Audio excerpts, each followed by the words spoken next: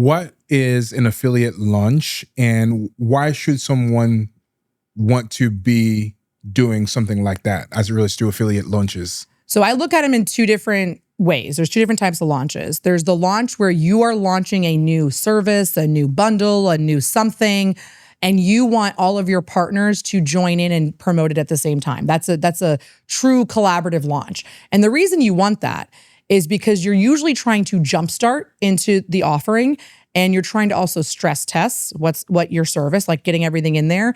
And it's going to be the best response you ever have is the first time you hit everyone's lists and followings, right?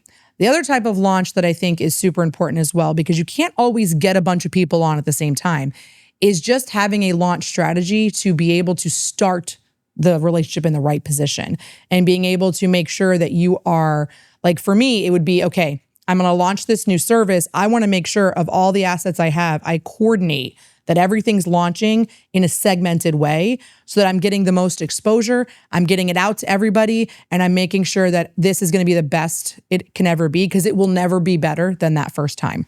The first time you hit someone's list, the first time you promote it on your socials, if you're a big influencer, it's going to be the best that first time. The conversions, all the things will be the best the first time, in my opinion. But I also think it's true, the same thing of like, once you launch, you need to have a strategy to keep going. You can't just launch and be done. You have to keep the strategy moving to be able to keep the momentum, because like in sales, it takes 6 to 12 touch points to convert someone, depending if it's product or service. It's the same thing with an affiliate. They have to build trust. They have to understand trust doesn't always transfer from one post or one email or whatever. So they might need to see it several times. And so it's super important to continue and have that building, but also checking in on the service as it's happening, making sure everything is exactly what you thought it would be. And then testimonials are also key for the second part of the launch, is how did it go with that student, and finding out from them and being able to showcase that to the community that, hey, these leads were the best leads they ever saw. They converted the most deals with these leads. So you should want to do it too. You know, it's a marketing play, but at the same time, it's showing the trust. And so, that's two different launches, in my opinion. The collaborative multi-launch is a lot harder to do. This is kind of me sitting on my chair right now, laying down and kind of asking you a question. So if you were in my shoes, I have the studio, I have, courses, we film courses for people, we film funnel videos, and we film social media content for people. If you were in my shoes wanting to delve into affiliates and doing all of that, how would you approach that? So the first thing I think people have to understand is you can't affiliate directly to a $10,000 offer or $5,000 offer, right? So you have to figure out what is going to be a quality service or a quality lead-in that you can provide for a, smaller 3-digit price, a $197, a $497, whatever it is, a course, whatever. Building an Ascension model with it though.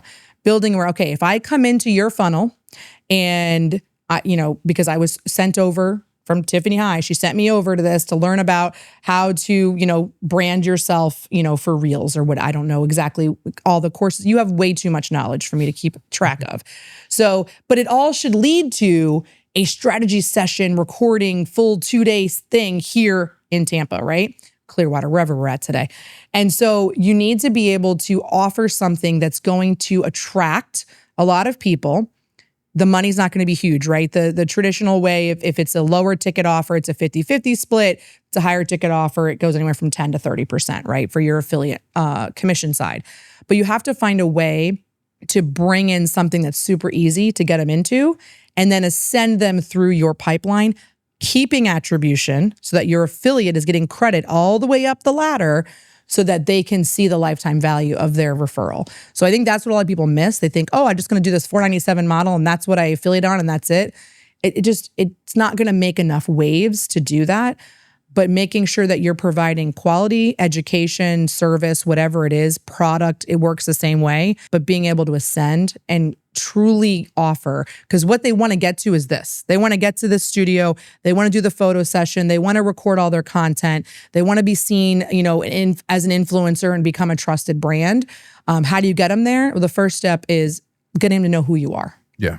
And just, if you want to affiliate with that, making it where the affiliate can go, well, listen, our front end offers a $27 amazing 4-week course. It's so over delivered, but it's super easy to get everyone to say yes to affiliate that because it's $27. But then they're like, but wait a second, what am I making off that?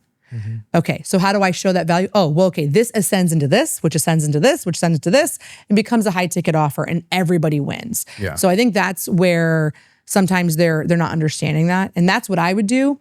You got to start somewhere though. So figure out the easiest, most valuable course education that you can give them, but then eventually lead them into coming into the studio. Yeah, absolutely. Drop the mic over here. Thank you for sharing that. I guess for me too, and you kind of touched on that a little bit earlier, is one of the biggest misconception that I had, even thinking about like, how can I partner with some other people, affiliates or whatever, like that we need to come up with something that we do together. Yes. Like I have to have that video product and they have to have something else where we can kind of do a lunch together or something like that. I think it's because, again, everybody thinks, well, they're never gonna affiliate with me or work with me if I can't give them something else.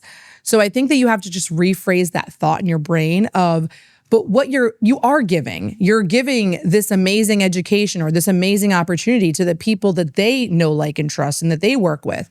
And so I think that you have to understand that it isn't always about you going in as a joint venturing everything together, right?